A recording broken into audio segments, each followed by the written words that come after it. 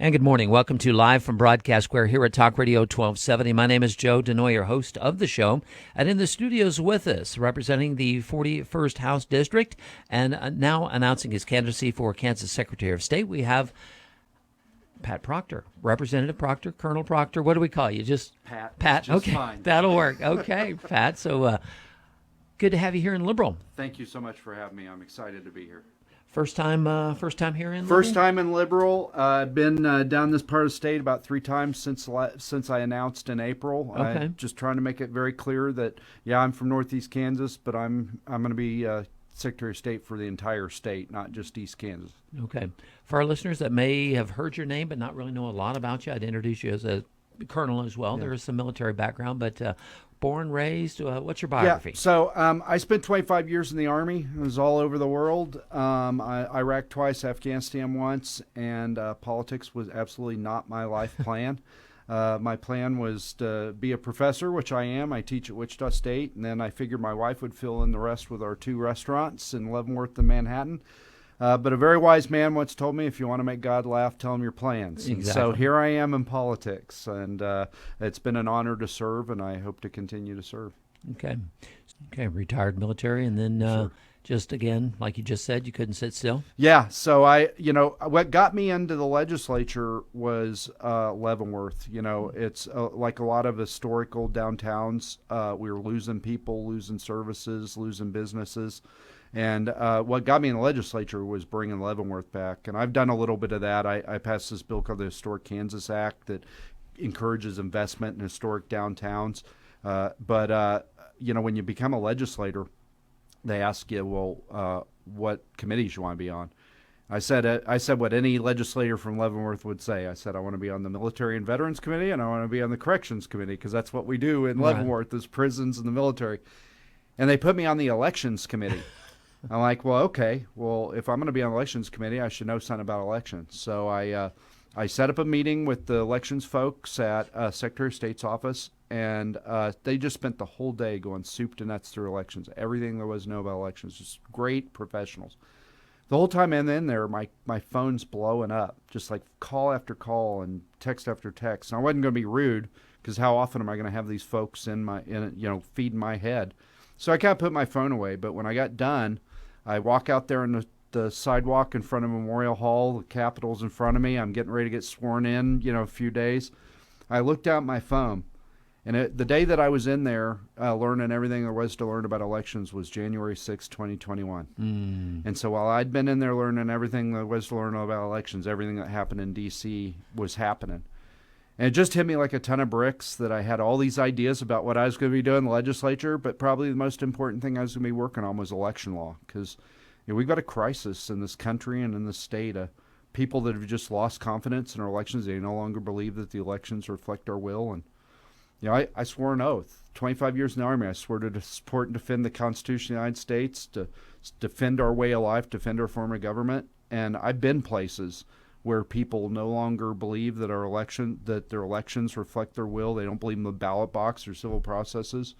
They do what happened to Charlie Kirk a couple weeks ago. They pick up guns and they shoot people they don't agree with, and they kill each other. And I swore an oath. I'm not gonna let that happen here in Kansas. And so after 2 years, when you come back and you're a sophomore, they ask you, what do you want to do in leadership? I said, I want to be the chair of the Elections Committee, so I can work on this problem. And when Secretary of State Schwab announced he's running for governor and the seat was open, some of the people who were talking about running were not interested in restoring confidence. They were the kind of people that have been, going around, sowing suspicion in our elections to further their political careers, and I thought that was really dangerous. And so I decided to throw my hat in the ring to serve Kansas as their Secretary of State. Okay. Looking back at your time in the legislature, what were some of the biggest challenges you faced? Yeah. A lot of people, they watch TV and they think that we're just up there like, clubbing each other to death and, pulling each other's hair out. It'd be and I try to actually bring constituents up there to the Capitol to see how it really is. A lot of the things we vote on, it's like 124 to 1 because there's always one. Mm-hmm. But we all agree that they're the best thing. All you ever see on the news is the stuff that we fight on, that we vote on party lines. but I would never been in politics. 25 years in the Army, you're apolitical. You're not allowed to talk about politics. You're not supposed to talk about it. And so I had all the preconceptions that a lot of other people have about politicians. And I'll tell you, some of the folks that I've had the opportunity to serve up with up there are some of the best people I've ever known. Your representative, Shannon Francis, he's very well respected. He's just an incredible human being, and it's an honor to serve with him. And so it's really been one of the honors of my life to serve the people of Leavenworth and the House, but also to serve with great people like that. Mm-hmm. Okay. And on the other side of that coin, challenges. Some of the biggest challenges you've faced since first elected. Yeah, some of the stuff that I've tried to do up there, especially to help veterans here in the state, have been a lot harder than I thought they were going to be.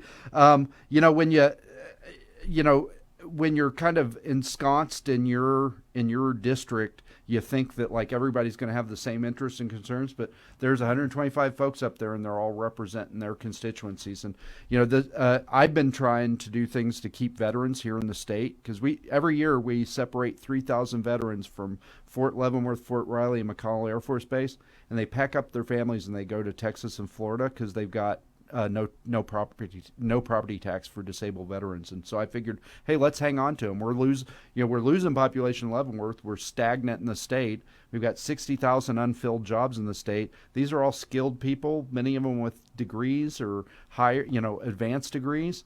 Let's keep them in the state. And I thought that'd be a slam dunk, and I'm still working on it 5 years later. Yeah. We got it to the governor last year, and she vetoed it. I'm hoping this is the year. It's challenging. I understand why it's challenging, but I think, it's not that people are bad people or they don't care about veterans. It's just that people are representing the people that sent them there to serve. Okay. All right. How do you view the role of Secretary of State? Yeah, so the Secretary of State is the chief election officer of the state, but that doesn't mean he runs the elections. We've got an incredible system here in Kansas where 105 clerks, county clerks, and election commissioners run their own elections. And so the primary role of the Secretary of State is to help those folks run their elections, provide them the resources they need, and provide them the tools that they need. A lot of people forget about this, and everybody wants to talk about elections because that's the sexy part of the Secretary of State's office. But the Secretary of State also runs the business division, and I think that's sort of a missed opportunity. A couple things. First, wouldn't it be great if there were a couple of people in the business division who'd ever owned or started a business? When me and my wife started our first little 19-seat restaurant in Leavenworth, she knew how to run a restaurant, but we didn't know anything about starting a business, and we usually found out we hadn't done something when we got a nasty letter from a state agency. I'd like to turn that on its head. I think that if you're going to pass a regulation as a state agency, it's your responsibility to make sure the business owner knows, not the business owner's responsibility to make sure they know. Mm-hmm. And so, we've got all these great AI tools. I would like to require that the state agencies populate a database with all of the requirements on business owners, and then right there on the website, right under where you file for your corporation at the Secretary of State's website, there's a little chat window. It says, what kind of business do you want to start and where do you want to start it? And you put restaurant in Leavenworth or feedlot in Garden City or gas station Liberal, and it goes out to that database and it spits out everything you've got to do at the state level. It goes to the federal database, everything you got to do at the federal level, get your EIN and all that.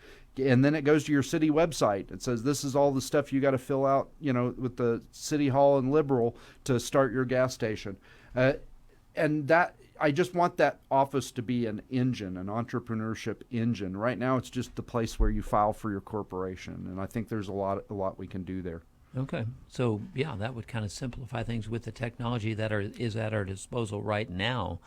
Trying to navigate through all. That doesn't pertain to me because it pertains to Leavenworth.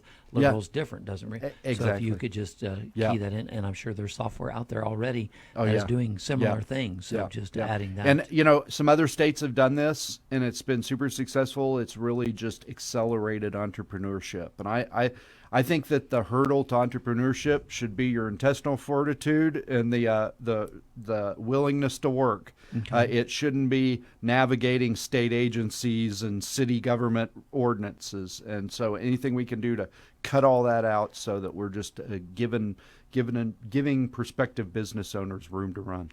Seems like just thinking outside the box, this could be something that you could work with Secretary of Commerce on as well. I mean, absolutely, those partnerships would be would benefit each other. And God willing, we have a Republican governor who will work with me to get those requirements on his state agencies. So that they're actually working with us to inform business owners. But I'll tell you what, if we have a Republican governor, I'd love to go on the road and bring businesses here to Kansas. That the other thing that brought me into the legislature was bringing jobs and opportunity here to Kansas, and there's a lot of opportunity here if we've got the right people saying the right things, out around the world to bring business here. Okay.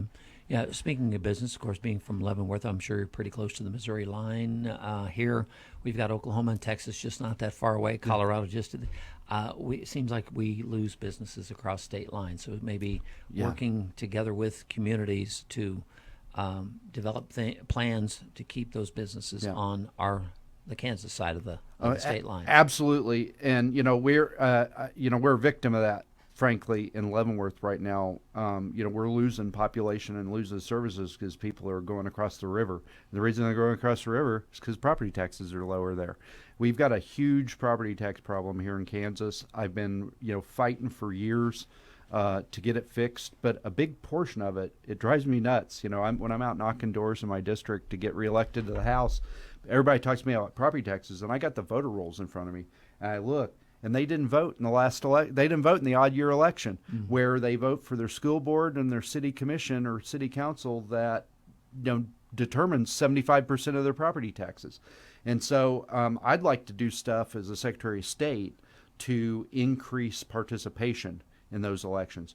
I'm of the mind that we should just move all the elections to the even year. I know I'm going to get fought tooth and nail by the Kansas NEA, Kansas Association of School Boards, Kansas League of Municipalities, but first of all, to make it cheaper to do elections because we only have to do half as many, but second of all, you're going to get more participation. In the odd years, we get 10-15% across the state. Sometimes less. In the even years, we get 50, 60, 70%. So at least people will look, even if they decide not to fill out their own ballot, even if only half of them fill out their ballot, we'll have doubled the turnout for those municipal elections. And while we're at it, and I know this isn't popular with everybody, let's put an R or D next to the name of all of those city commission and school board candidates so you know something about them. Because right now, a lot of people, they don't vote because they can't get the information and they don't feel informed to vote. If there's at least a party affiliation, it tells you something about the worldview of the person you're voting for. You bet. I don't even know if we want to talk about this, but there's been a lot of talk in elections of mail-in ballots, drop boxes, in-person voting. Yeah. The problem's not getting me to talk about it. It's getting me to shut up, okay. Joe. But, So, our hands are tied a little bit. I've been accused of, I want to get rid of all mail-in voting. I want to get rid of all early voting. Well, I'll tell you, in a perfect world, in a perfect world, we'd all vote on Election Day. But we don't live in a perfect world. Even if we did away with all the early voting, all the mail-in voting, military members, how are they going to vote? Right. People who are living overseas, how are they going to vote? Police and fire and hospital workers and first responders that have to work on Election Day, how are they going to vote? So we're not going to put the genie back in the bottle. So what we've got to do is we've got to make sure that whether you cast your ballot at the voting booth on Election Day, you cast your ballot in a voting booth early in person, or you cast your ballot by mail, all of those votes are equally secure. And no matter how you vote, where only valid voters are voting and every valid vote counts. And so that's what I've been focused on as the chairman of the Elections Committee. That's what I'm going to continue to work on as the Secretary of State. All right. Is there anything else you'd like to inform our listeners out here in Southwest Kansas about yourself? Yes, thank you. Well, not so much about me, but if you'd like to meet me and talk to me, tonight at Light Park, the Seward County Republican Party is having an ice cream social, and it starts at 5 o'clock. I'm going to be out there. A ton of gubernatorial candidates and other candidates are going to be out there, and I would love to talk to folks about anything about elections or anything about Secretary of State or anything else they want to talk about. I'd love to see folks out there. All right, that'll be 5 o'clock in the gazebo area at Light Park, a little ice cream social type event, come and go event. Come stay as long as you'd like, visit with as many as you would like as well. Also, we were talking about social media before we came on the air. Are there places where people can go to find out more about Pat Proctor or about your campaign? Yeah, so if you'd like to go to my website, it's patproctor, the number 4ks.com. It's Proctor with an OR. And there's a little button up there that says join, and if you click on it, I've got a newsletter that I do weekly. I promise I'm not going to spam you. It's called the Proctor Election Report, and it's all about Kansas elections, what I'm doing with Kansas elections, and kind of the national news on elections and how it impacts Kansas. And then on Facebook, I'm Pat Proctor for Kansas State Secretary of State.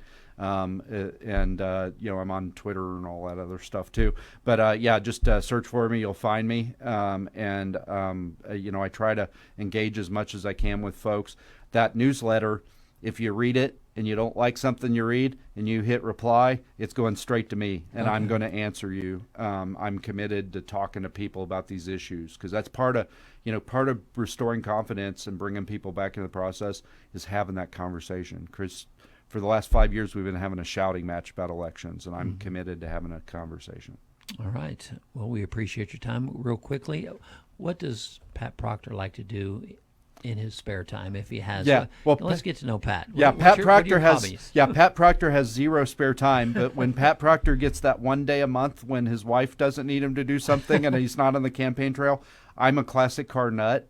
I've got a 1969 big block Corvette that's my daily driver back in Leavenworth that I built, that I kind of got back on the road and semi-restored. It took me 2 years, spend it underneath it on jack stands, and I got a 1953 Chevy truck that's meant for my wife that's currently in 5 piles in my garage, and whenever I want to buy another old car, my wife says, "Where's my truck?" And then I don't get but that's what I do. I love working on old cars. I'm a GM kid, and that's how I fill my very few and far between free moments. All right. Anything else you'd like to add?